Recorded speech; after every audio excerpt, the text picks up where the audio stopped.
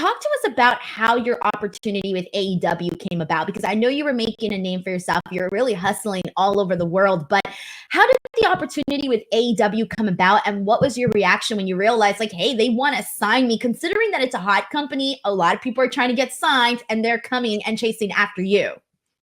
I know, I definitely didn't see it coming. So I was on the British Independents, for those who don't know, for quite a long time, and really working so hard to try and get opportunities. And it's not the biggest scene, so I would do YouTube and I would do Twitch and all these other things to try and make a name for myself and get myself out there. And it was becoming very difficult. And I really wanted to go to Japan. I wanted to go to Stardom, and I just wanted to start again. I wanted to be like a rookie wrestler once again and just learn how to wrestle again.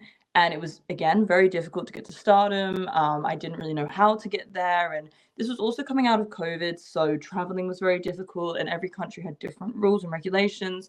And then I finally got this opportunity to go to Japan. And I remember in my first week, I said, like, I would really love to stay for longer than 3 months, because that was my original kind of time frame to stay. And they were like, you can stay as long as you want. And then I was just like, okay, I'm just going to stay forever. Like, I was like, I'm not going home. So my visa was a year, and they're like, okay, you can at least stay until December. So yeah, I was just on this little kind of, it was a really good journey for me, both personally and professionally, in terms of just like being on my own and just starting again almost, and like learning how to wrestle and connecting with these different people and learning a new culture. And then I think about 4 months in, 3 months in, I got this message out of nowhere, and they're like, hey, Tony Khan's interested in signing you. And I remember I was awake at, I think, 5 a.m. because I had a show that day. And I was just, it came at a time when I was like, I was quite lonely in Japan, and I wasn't like, I was really kind of down and kind of doubting myself, which happens naturally when you're chasing a dream, and there are highs and lows and failures, and you are on your own sometimes. And I don't know, I was a bit down in the dumps, and I remember waking up and just being like, what?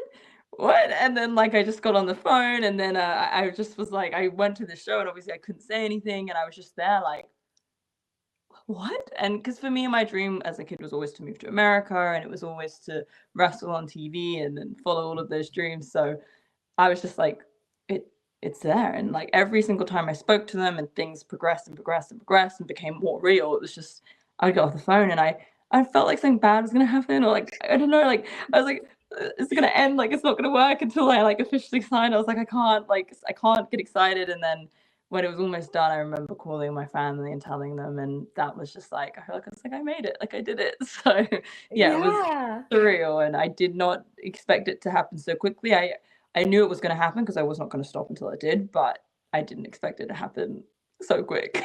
I love that, because it's one of those things, because I feel like a lot of people can relate to that, where you're like, oh my God, I'm down in the dumps, nothing's happening in my life, blah, blah, blah. And then all of a sudden this like big opportunity comes about. But that opportunity came about because you were putting in the work and, traveling and really going out there.